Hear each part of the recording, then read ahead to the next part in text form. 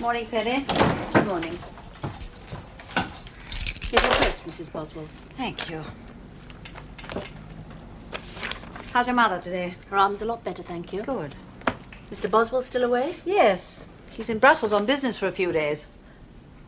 By the way, the Deputy Governor asked if he could see you as soon as you came in. Where's he now? In the discipline office, talking to the chief, Mrs. Armitage. Well, as soon as he likes. Yes, madam.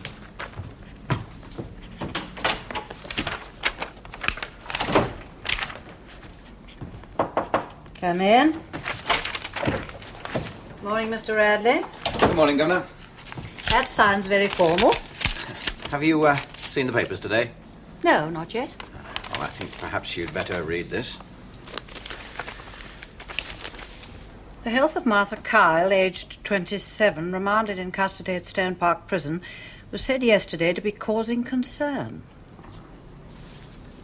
Miss Kyle, a self-styled revolutionary, is charged with complicity in the raid on Beach Street Magistrates Court, in which an attempt was made to force the release of an accused urban guerrilla leader, Norman Lipsky. That's the raid where the policeman was killed and another was injured. Yes, she's charged with smuggling guns in for the men, but this is only a rehash of the original report. It's the end of the article that's important. Her solicitor, Leo Stenhill, claims that she's lost nearly a stone in weight over the last 5 weeks. And that she's showing signs of nervous exhaustion. I have no doubt that excessive strictness and the active animosity of the prison staff are the direct cause, said Mr. Stenhill. There's been nothing in the medical report about this. Well, obviously, none of the medical staff thinks it's as serious as it's made out in that article. She did lose weight the first week she was here. Oh, that's common enough amongst prisoners on remand, especially for the first time. Yes, she lost 5, nearly 6 pounds. But by her examination last week, that appears to have stopped. So she exaggerated it to her solicitor and he passed it on. Apparently. You've seen the Kyle girl. What do you think of her? Rather antagonistic, self-assured. Certainly not nervous. I agree. I'd say she knows exactly what she's doing. She can't expect to work up much sympathy for herself by a story which could be so easily disproved. No, at least it's only appeared in one paper. So far. Yes. I'd hate to be mixed up in a campaign quite so early on. Well, Martha Kyle's a very unlikely martyr. Still, I'm glad the chief officer mentioned it to me. Mrs. Armitage? Why didn't she report it to me? Oh, she knew I'd discuss it with you. And she also knew that you'd been in the prison service 10 years and I only 1 month. You needn't cushion me, Mr. Radley. I'm well aware that many people don't think that my experience in approved schools is sufficient qualification for this kind of a security prison. Oh, you've brought a new, more enlightened approach with you, which I believe is urgently needed. But if I may say so, older officers like Mrs. Armitage have yet to be convinced of its value.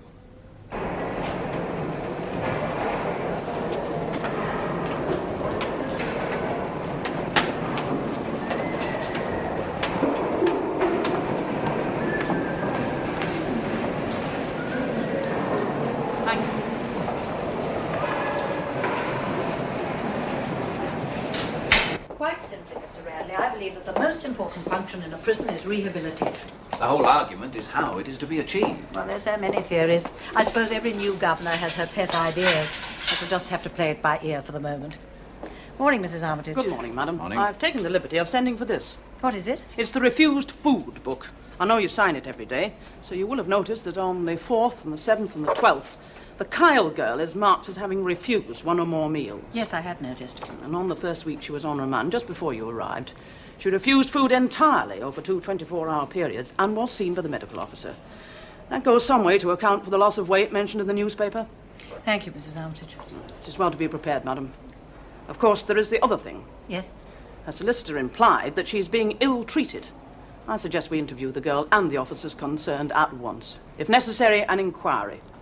Oh, I think you're making a little too much of it, Mrs. Armitage. I'm seeing the girl, of course, this morning. Why, is something wrong? I'm not so concerned with the girl as the officers on my staff. No accusation has been made. With respect, madam, I have seen this before. A rumour of ill treatment starts. There are always some prisoners who will take advantage. We should crack down immediately before it gets out of hand. I have no intention of cracking down. May I speak frankly? Of course. A prison can only function in an atmosphere of strict discipline. As soon as that is relaxed, you're bound to have trouble. And there's already one wing where the uniformed staff have been completely undermined. You mean the North Wing? Well, yes, madam. The Assistant Governor allows the women far too much freedom. Freedom to talk and move about in a confined space can hardly be too much. When the trouble comes, that's where it'll begin. Well, I don't happen to agree with you, Mrs. Armitage. As you know, the floors are being filled in North Wing to make it structurally safer. The governor felt that we could use that to allow the women more freedom of movement within their own sections. Surely you agree that this is a good thing? In theory, perhaps, madam. But in practice, they'd have to prove that they could be trusted. Well, we'll see. I'm starting my morning tour there now. Perhaps you'd like to come with me. Very good, madam. Thank you. Thank you.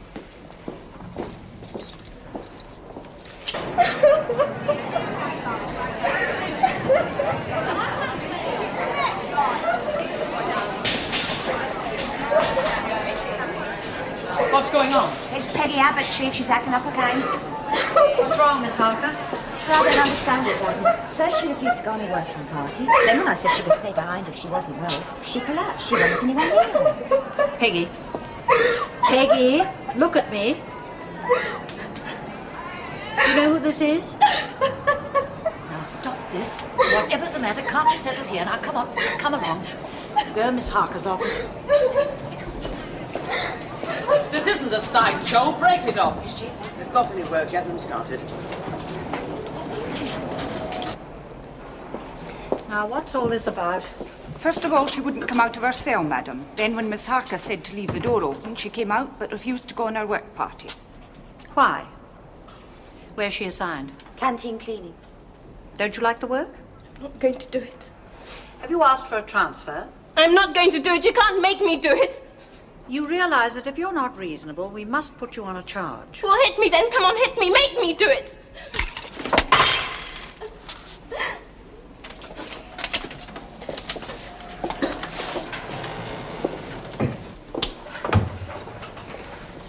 Has she been like this before? Well, once or twice, but never so bad. Usually she listened to reason. Very well. Put her on report.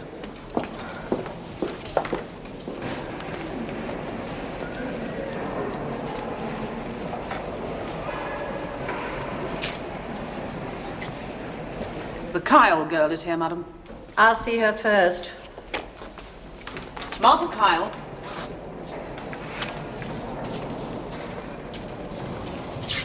Morning, Martha. Normally, I would have come to see you in the remand wing, but after the article in the paper this morning, I want to make it a little more formal. It said that you have lost a considerable amount of weight, almost a stone. Now, I don't know why this wasn't noticed by the nursing staff. Did you tell them about it? Chief officers also pointed out that you actually refused to eat on several occasions. I did it first because the food was so awful. But now I eat all I can get. Yes, well, I'm going to ask the doctor to put you on a special nutritional diet. It also suggested that you feel that you're being badly treated. Have you any specific complaints? Wouldn't do any good. Why not? If you're accused of killing a pig, all the screws have got it in for you. You won't help yourself by being offensive. The rules here are very simple. I advise you to cooperate with us. In any case, while you're on remand, you're presumed innocent until proven guilty, but you're still subject to prison discipline. My solicitor's waiting to see me. Very well. You can tell him that after the interview, you're to report to the doctor for a complete examination.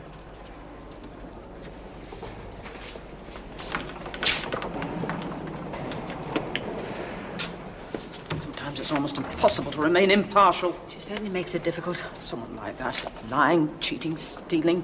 It's all the same. With no respect for anything. Well, this isn't the time to discuss it. Who's next? Weeks, Georgina. Application to see the governor. Weeks, Georgina.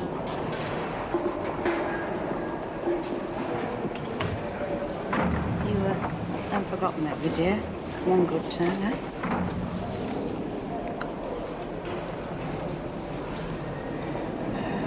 You'd better get her back to remand.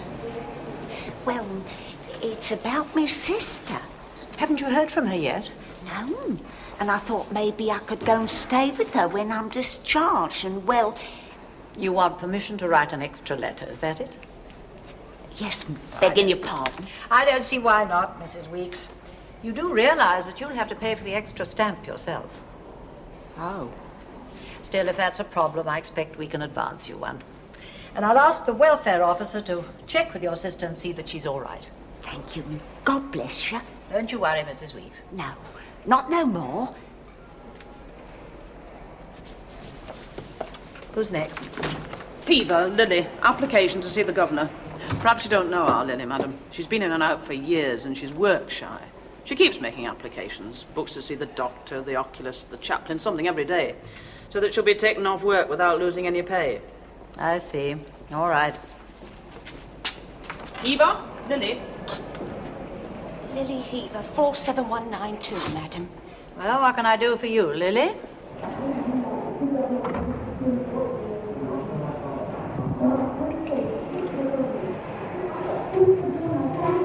You've heard the charge.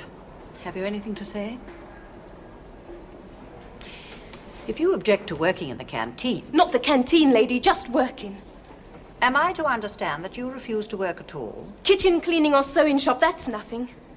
Well, I'm sorry we can't provide anything suitable for you. You haven't been in trouble before, but you leave me no alternative but to fine you 2 days' loss of pay. Loss of pay? What are you talking about? Is that justice? I should have known better. You don't get it in a whitey prison. Very well, since you seem to be so determined. 2 days solitary confinement. Take her away. That's the best way to handle them, madam. I'm not so sure.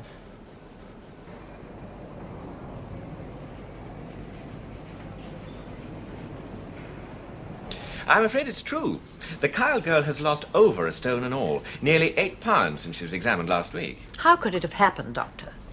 Well, I can't find anything medical to account for it. She went on a hunger strike for 2 days. Could it have been the result of that? No. That was weeks ago, and she's been eating regularly since then. Anyway, I've taken blood and urine samples. Perhaps they'll tell us something. I thought she was exaggerating. What disturbs me is that she knew about it and didn't say anything to anyone except her solicitor. Yes. And they could make capital out of that. The fact that none of us noticed anything. And it could get worse.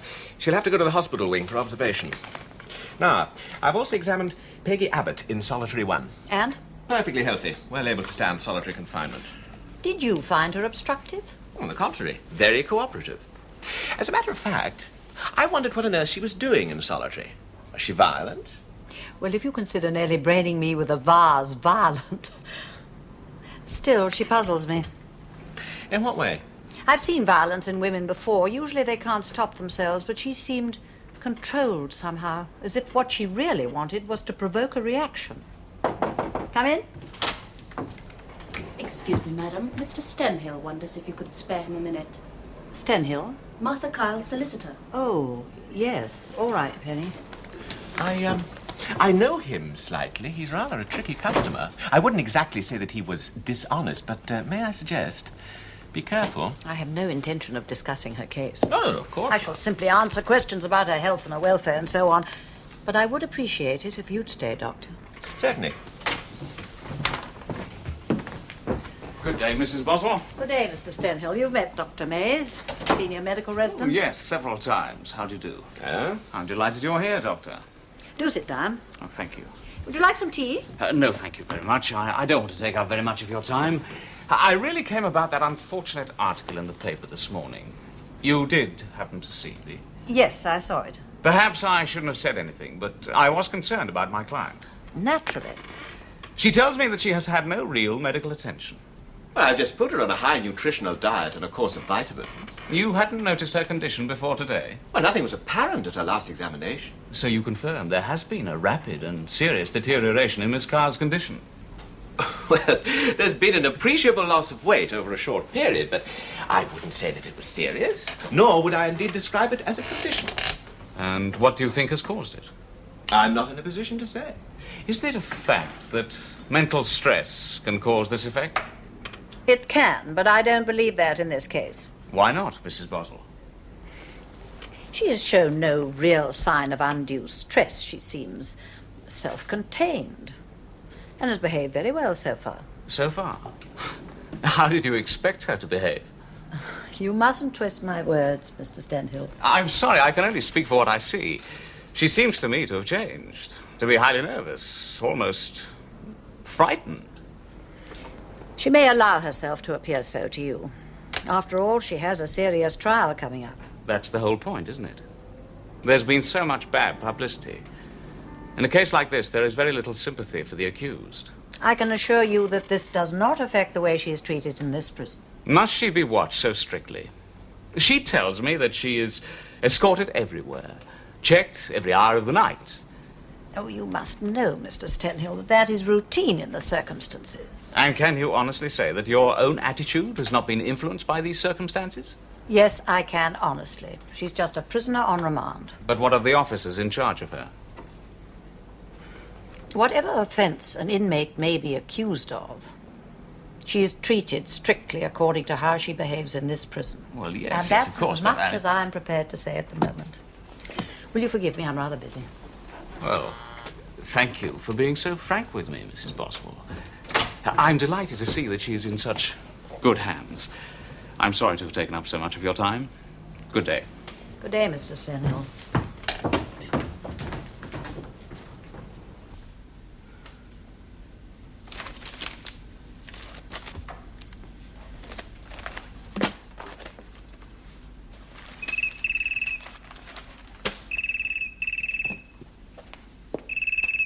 Hello?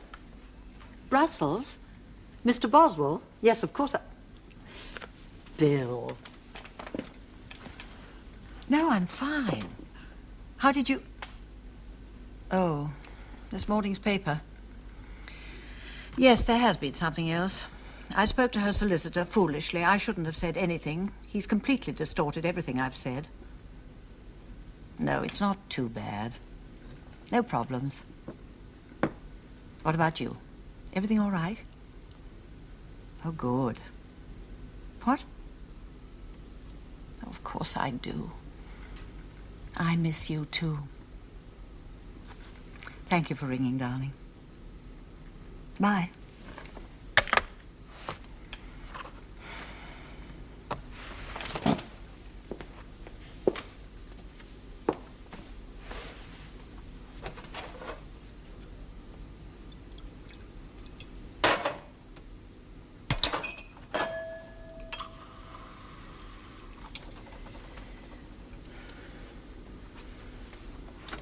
Police hunting for the killer of a young German girl who was stabbed and thrown from a train outside London in July think their vengeance. A Scandinavian woman who's been a Hello. Mrs. Boswell speaking. Yep. Oh, good evening, sir. Yes, I have read them. Would you excuse me a minute?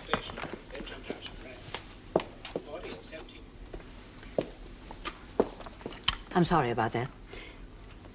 Yes, I did. It was substantially what I said, but completely out of context. I'm sending a report to the Home Office, and so is Dr. Mays. Yes, I know it could, but I had no idea it could be used like that against me. No, of course, I won't speak to anyone else. Thank you, sir. Goodbye.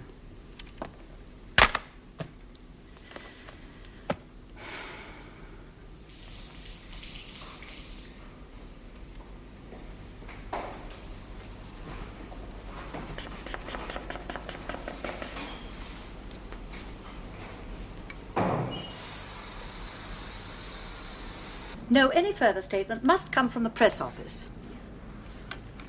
They got hold of Dr. May's home number. They've been phoning him half the night. Yes, I know. And the morning papers are only reprints of last night's story. Unfortunately, the medical report makes it seem as if some of the accusations may have a basis in fact. Stenhill's version of what I said is close enough for me not to be able to deny it. I didn't mean that I didn't care whether she suffered or not, nor that the officers in charge of her were unusually strict. Well, of course not. If I say that I have no right to reply, they'll assume that I'm hiding something. Now, I don't care for myself. The staff must wonder why I don't defend them. Governor, I told you I wasn't available. Who? Victor Hartnell. Yes, I'll speak to him. Good day, Mr. Hartnell. Yes, I do know. I agree. It's most unfortunate. No, of course you can see her. Any day. But not in the morning. I'm never free then. I'll wait to hear from you. Goodbye. Hartnell, the MP? Yes. Might have known he'd be the first to get in on it. Surely he doesn't support the kind of violent anarchy that girl represents? No, but he's made his reputation as the champion of the underdog, and he can smell national press coverage. It's all so cheap and obvious. I suspected that this was an attempt to win public sympathy for Martha Kyle. Didn't think I'd let myself be used quite so easily. Could have happened to anyone, Governor. I'd hoped that my lack of experience wouldn't show quite so soon. I should have advised you not to talk to Stenhill, so perhaps it can be said to be my fault. I didn't support your appointment, Mr. Radley, in order that you could take the blame for any failing of mine. I think you'll find that everyone will support you. Do they realize that if her condition doesn't improve, there may have to be an inquiry? They're prepared for that. Well, what are you going to do? About Martha Kyle? Certainly not make any more statements. I'm going to leave it to the doctor. I've got other things to get on with. But first I want to make sure that there's no connection between her and that girl in solitary.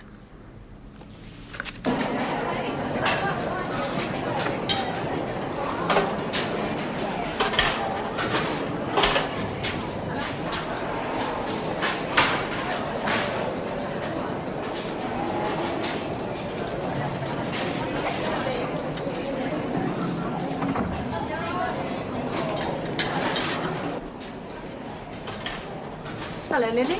Can I come in? Of course, madam. Food all right? Oh, yes, madam. It's improved ever so much since you've been here. Oh, I can't take any credit for that. Now, who's this? My friend, Nora. She's very shy. I see. Well, that's very pretty. Did you do it? No, madam. Nora made it for me. Really? Do you share together? No, madam. Nora's in 14 with old Georgie and Mrs. Weeks. And who's on the other side? That Peggy, the blackie. Oh, yes. How do you get on with her? Well, madam, I don't not get on with her. No, she doesn't seem very happy. What do you think's wrong with her? Not for me to say, madam. I mean, she's a bit stuck up, isn't she? She keeps herself to herself. Yes. Well, don't let me interrupt you. You're right, Nona. Why don't you say something? I think she's nice. Well, she has to be, isn't she? She's in trouble.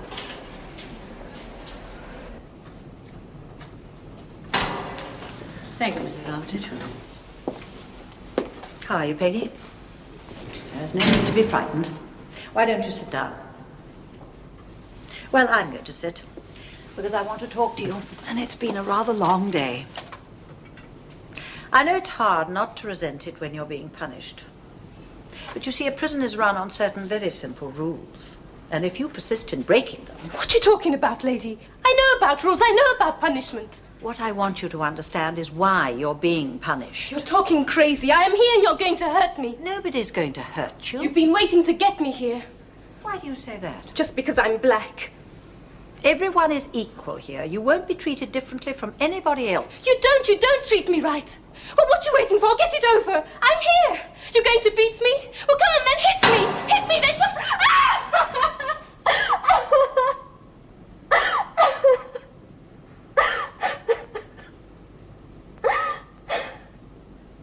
She's just out to draw attention to herself, madam. Cause trouble. It's probably a question of how she's approached. If you go storming in... If anyone upset Peggy Abbott, it was me. And I'm the one who'll decide how she's to be treated. And that's not meant as a criticism against the prison officers, Mrs. Armitage. Very good, madam.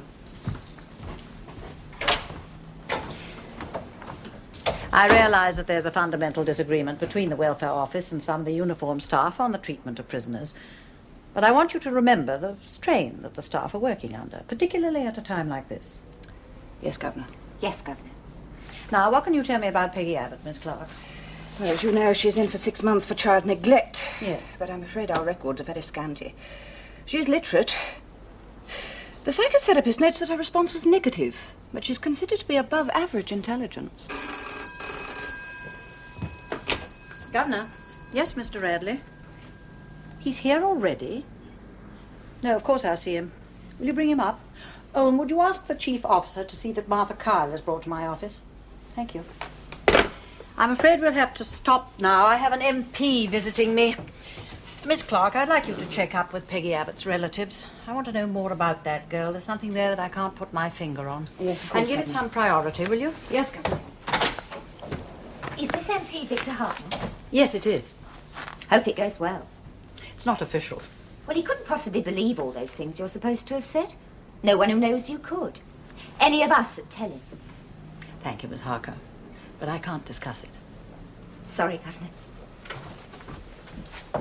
Now, once the press has got hold of something like this, it's terribly important that there should be no suggestion of a cover-up, you see. That's the main point that I've been trying to establish.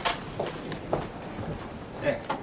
Very good of you to let me come at such short notice, Mrs. Boswell. I really didn't expect you today. If a thing's worth doing, it's worth doing at once. I'm sure none of us wants this affair to get out of hand. No. I checked with the Home Office before calling you. Yes, I know. Do sit down. Oh, thank you. Martha Kyle is on her way here. Oh, good. Perhaps I could have a word with you before she arrives? Thank you, Mr. Radley. You realize that my visit is entirely unofficial, Mrs. Boswell? Yes, of course. I'm here purely in my capacity as a private member of Parliament. Anything you may tell me will be treated as confidential. I really have nothing to say. I gather from my informant at the Home Office that you already feel that you've been misrepresented. That is correct. Well, it can happen to anyone in public life. I can testify to that. But I have been asked by her solicitor and other people acting on her behalf to look into her treatment and see if there is any cause for concern. Are you aware of any such cause? None at all. I see. We're dealing with a potentially explosive situation, Mrs. Boswell. It is a case in which justice must not only be done, but be seen to be done. May I see her alone?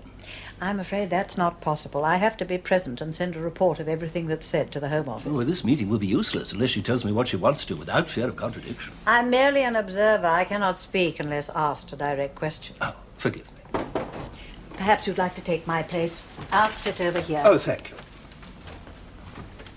Come in. Mother, this is Mr. Hartnell. Do please sit down, Miss Kyle.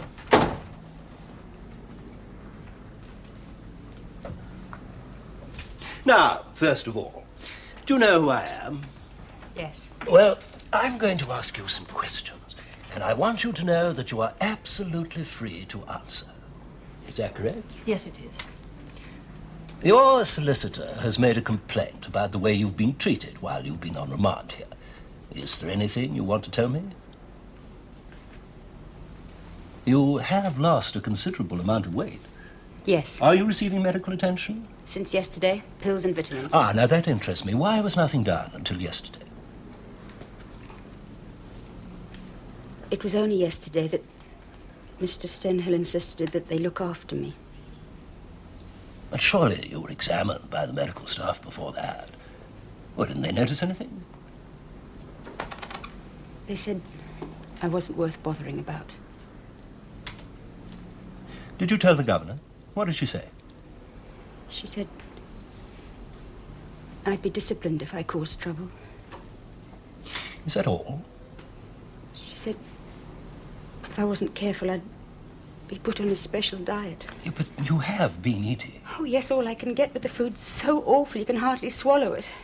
Prisoners on remand may have their own food sent in from outside if they ask for it. Did you know? I did ask. They told me what I'd get if I caused extra work for them. Who? The screws, the warders. You mean they threatened you? They're always telling me what they'll do if I get convicted. What will they do? Make me wish that I'd been hanged. But it can't be worse than it is now, shouting at me, banging on the door at night to keep me awake. Are you aware of this? No, and I find it hard to believe. You don't believe it because you don't want to believe it. You never see anything. Look, pulling at me and kicking. Who do you think did that?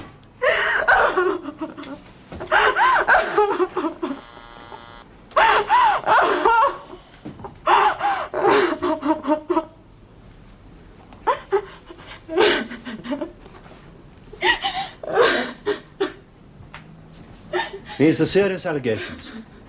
I believe that the prison has a case to answer. The bruising looks bad, but it's neither deep nor extensive. How could they have been caused, Doctor? Well, the bruising on the arms could have been caused by pinching or gripping tightly. But the wounds on the shoulder and the back of the legs, well, they look like a kick or a blow. See, only one thing's really certain. They've all appeared pretty recently.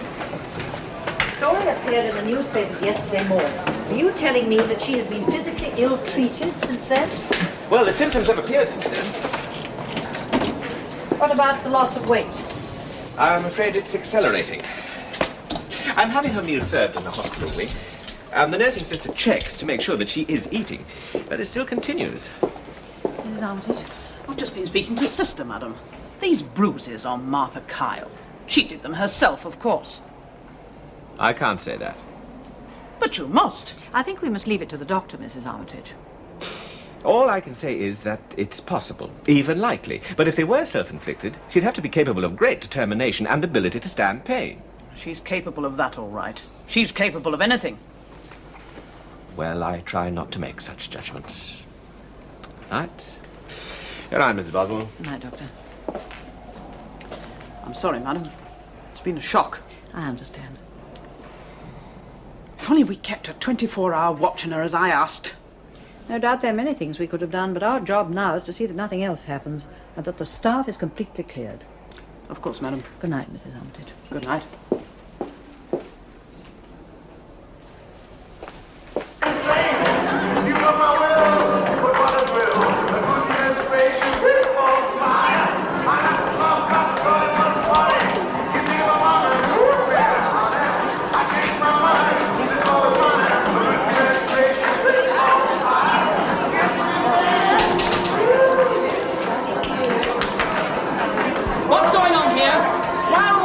In free association. It's allowed here, Chief. Do you know what the time is?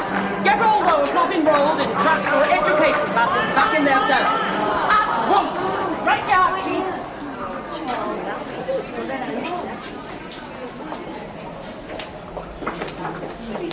Mrs. Armitage, what right have you to interfere with my orders? I hadn't realised you were here, Miss Harker. Give it back! Give it back! Ralph, leave me alone, you're back. What's the matter? I know you did. Nothing, Chief. It's only old Georgie Creighton. She took my new box of matches. They was between us on the seat. She stole them. Oh, never. I'm Nora, I can tell you. Turn out your pockets. Mrs. Armitage. You're not going to treat me like Martha Kyle. Turn out your pockets.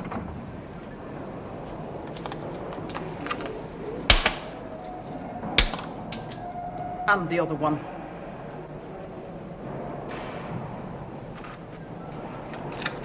There, you see? They're mine, all right. Never been touched.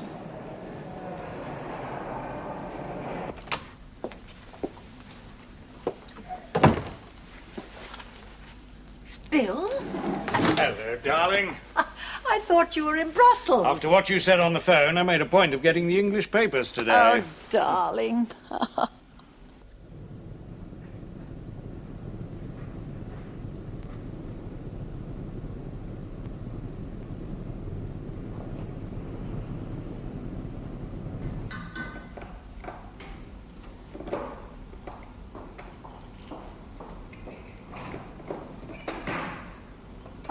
I had a few words with Paul before he went out. You weren't angry? No.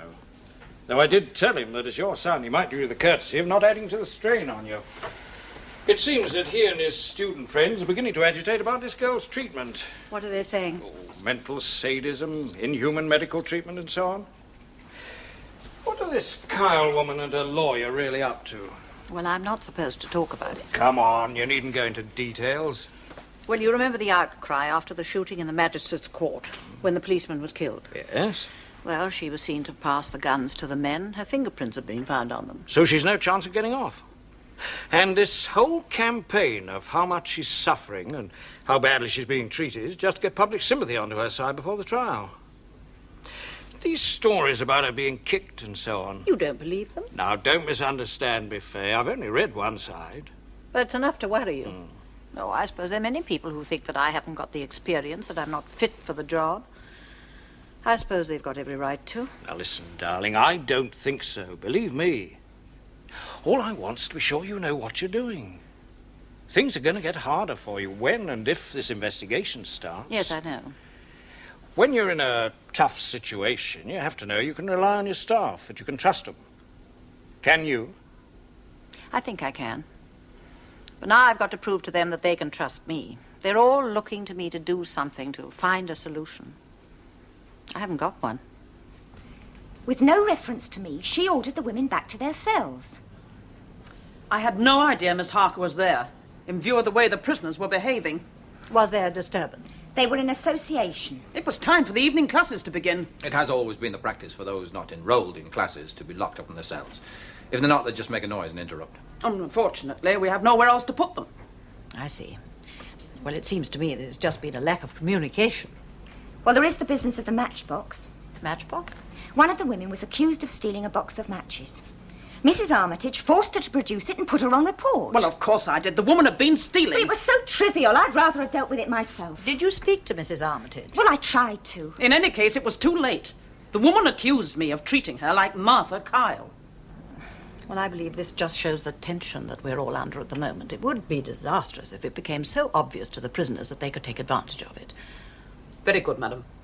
In uniform or out of it, we're all part of the same system. We really must work together. Yes, Governor. Come in. Oh, I'm sorry, Mrs. Boswell. I had that report for you. Please come in. I'd like to hear it. I'd like you both to stay. This may interest you. Please sit down, all of you. I've been to see Peggy Abbott's children. They're both well and seem to be happy. Good. They're being looked after by an uncle and aunt. He's a minister, a very sincere and religious man. What could he tell you about Peggy? Well, it appears that her own parents are dead, and that she was brought over here on his surety some 5 years ago to assist him, but it didn't work out. Anyway, not long after she arrived, she met her husband, a merchant seaman, and married him against her uncle's wishes. Is it a happy marriage? It seemed to be until about 2 years ago. The aunt told me that Peggy's husband said she was a bad wife.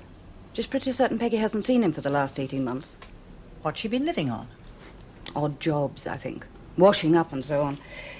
It was about then that she was reported for going out and leaving the children. The younger one was only 6 months old. She was warned repeatedly and finally charged, and the children put in her uncle's care. Or couldn't he have helped her? It was he who reported her. Did he bring the children to see her? The aunt did at first, but he put a stop to it. He said it only upset them. When I was in North Wing yesterday, I think I should have had a look into Peggy Abbott's cell.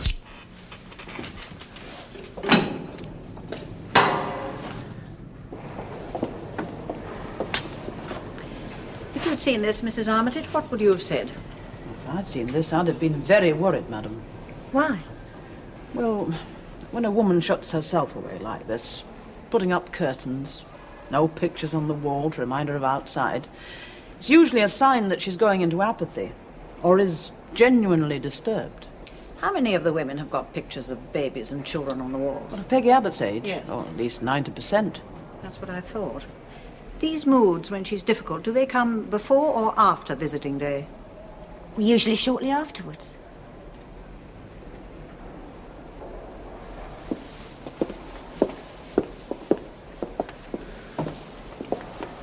Out? Out of here? Not out of prison, Peggy, but out of this cell. Why? Because I don't think it's right for you. But I've been waiting. I wait Now, not Peggy, right. listen, just listen. I know why you made me lock you in here. You want to be punished. You've been told that what you've done was very wrong and that you must be made to suffer for it. But you've been sent to this prison and nobody has beaten you or starved you. My uncle. Did he say that we would hurt you? And my father. Always he said prison, white prison. When you're bad, you go for punishment. No, Peggy, you don't come here for punishment, but as punishment. Our job is to make sure that you spend your time usefully, that you know why you're here, and leave determined never to come back again. Don't you think it's been punishment enough that you've been away from your children for so long?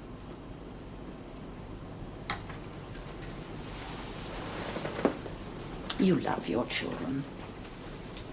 Why did you leave them alone so often? No food. I had to have money. was said that they were underfed. But I gave them all I could. Often take nothing from me. I'm a bad mother. My husband, he told me. He knew. No, I don't think so. I think you were alone and afraid, had learnt not to trust anyone, and didn't know what to do. When you go back to your wing, I'm going to recommend that you go to K Block. That's the prison hostel for nursing and expectant mothers. There the sister will teach you how to care and feed young children, so that never again will anyone say that you're a bad mother. But when I leave here, they won't let me have my babies. Well, that very much depends on how you behave in this prison and what we recommend when you leave.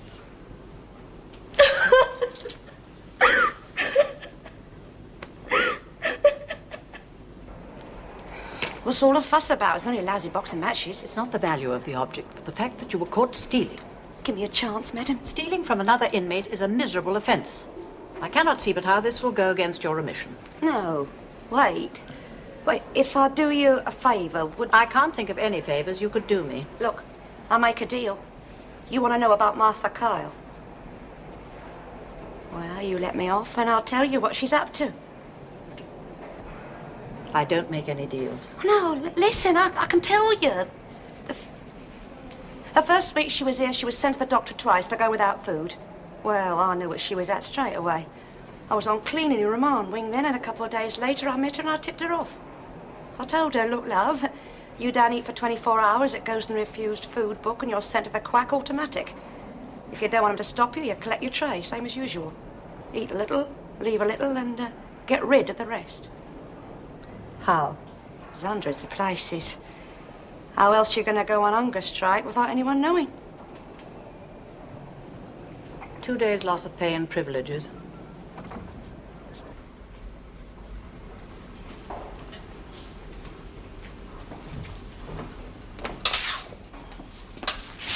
Here's the paper you wanted.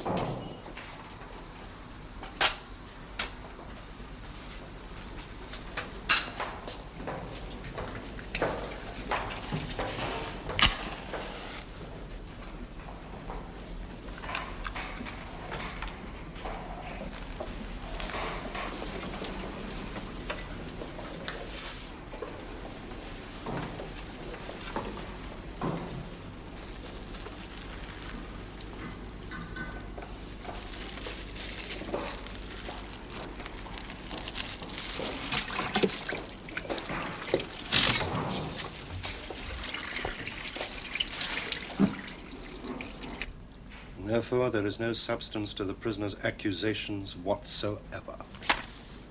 So, she's been on a secret hunger strike. Yes, Mr. Hartnell. It's corroborated?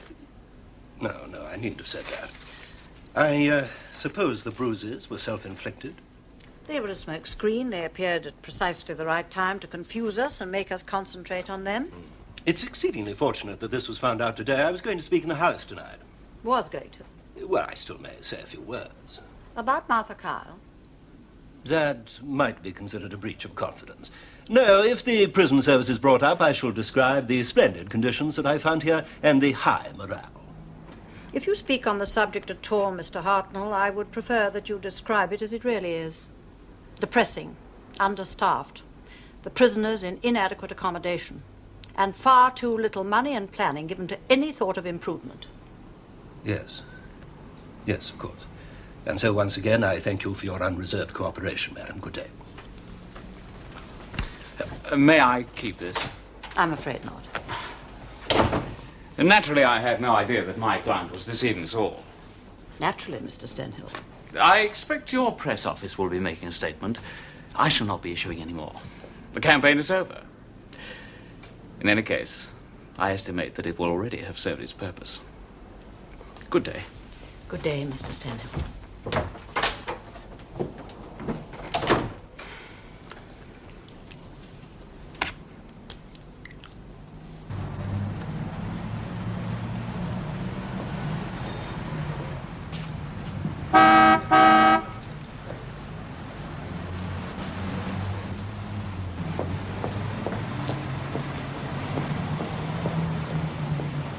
What a lovely surprise.